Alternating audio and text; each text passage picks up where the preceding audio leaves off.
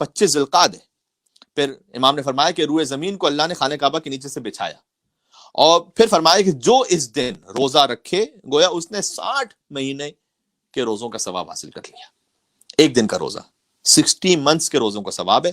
اور پھر آپ نے یہ بھی فرمایا کہ روایت کے مطابق کہ قائم آل محمد کا ظہور اسی تاریخ سے شروع ہوگا. یہ ایک روایت یوں بھی ہے. اچھا, روزہ اتنا افضل ہے کہ 60 مہینے کے دنوں کا ثواب ہے ایک روزہ رکھ لینے سے. لہٰذا سب سے پہلا کام تو آپ نے روزہ رکھنا ہے. جن مومنین کے قضا روزے ہیں ان سے گزارش ہے کہ قضا کی نیت سے رکھیں, لیکن انشاءاللہ چونکہ 25 ذوالقعدہ کو روزہ رکھا ہوا ہوگا تو لہٰذا اس دن کا روزہ رکھنے کا بھی ثواب ملے گا اور آپ کا قضا روزہ بھی ادا ہو جائے گا. جن کے قضا روزے نہیں ہیں الحمدللہ وہ مستحب کی نیت سے روزہ رکھیں. جب اتنا اہم عمل ہے روزہ رکھنا, 60 مہینوں کی عبادت کا ثواب ہے. ایک ہمارے بہت گریٹ عالم گزرے مرحوم میر داماد رضوان اللہ علیہ, انہوں نے کتاب لکھی ہے, بلکہ ایک رسالہ ہے چھوٹا سا, رسالۃ اربعۃ ایام, 4 دنوں کا رسالہ, یعنی 4 دن پر فقط اس میں بات کی ہے. یہ وہ 4 دن ہیں کہ جن میں سب سے زیادہ روزہ رکھنے کی تاکید ہے پورے سال میں.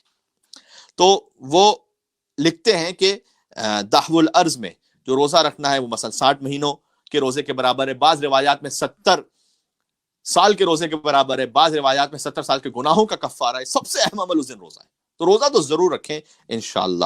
مجھے اندازہ ہے کہ پاکستان میں شدید گرمیاں ہیں اور انڈیا میں اور شاید مڈل ایسٹ میں بھی, لیکن اگر آپ ایک دن روزہ رکھ سکیں انشاءاللہ تو اس کا جو صاحب نے جو اس کا کمپنسیشن ہے وہ بہت زیادہ ہے. ان سب کو بیان کرنے کے بعد کہ اتنی تاکید ہے روزہ رکھنے کی, مرحوم میر داماد اپنی اس کتاب میں لکھتے ہیں کہ افضل الاعمال المستحبہ وآکد الاعمال المسنونہ, لیکن روزے سے بھی افضل ایک مستحب عمل اور تمام سنتی اعمال سے بھی زیادہ تاکید جس عمل کی ہے 25 ذوالقعدۃ الحرام یعنی یوم دحو الارض, وہ زیارت امام علی ابن موسیٰ رضا علیہ السلام کی. اللہم صلی علی محمد وعلی محمد. مولا رضا علیہ السلام کی زیارت ان تمام سے افضل ہے. سبحان اللہ. یعنی 25 ذوالقعدہ آپ نے ضرور امام رضا علیہ السلام کی زیارت پڑھنی ہے. اور ہم نے یہ بھی ارادہ کیا تھا کہ انشاءاللہ ہم آپ کے سامنے ابھی ایک مختصر زیارت امام رضا علیہ السلام کی جو ان پر درود ہے وہ پڑھ لیتے ہیں, آپ کے سامنے شیئر بھی کرتے ہیں کیونکہ یہ ویڈیو ریکارڈ ہو جائے گی.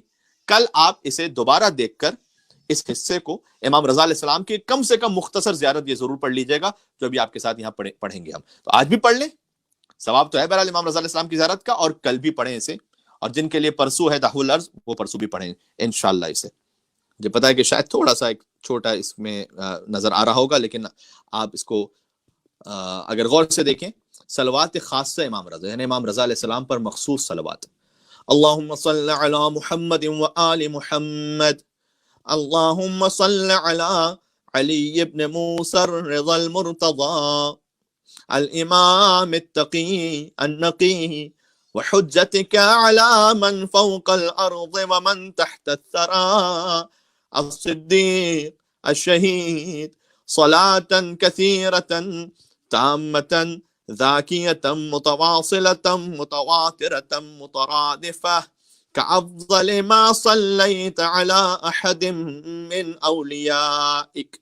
اللهم صل على محمد وآل محمد وعجل فرجهم. اس صلوات خاص امام رضا علیہ السلام کا ترجمہ بھی آپ کی خدمت میں عرض کرتا ہوں کہ اے پروردگار تو درود نازل فرما امام علی ابن موسیٰ رضا علیہ السلام پر جو رضا ہیں جو مرتضی ہیں. امام کا لقب مرتضی بھی ہے, تو امام اپنے جد اعلیٰ مولا علی علیہ السلام کے نام میں بھی شریک ہے اور لقب میں بھی پورے شریک ہے. رضا کا مطلب بھی وہی مرتضی ہی سے ہے, لیکن خود مرتضی امام رضا علیہ السلام کا لقب بھی ہے.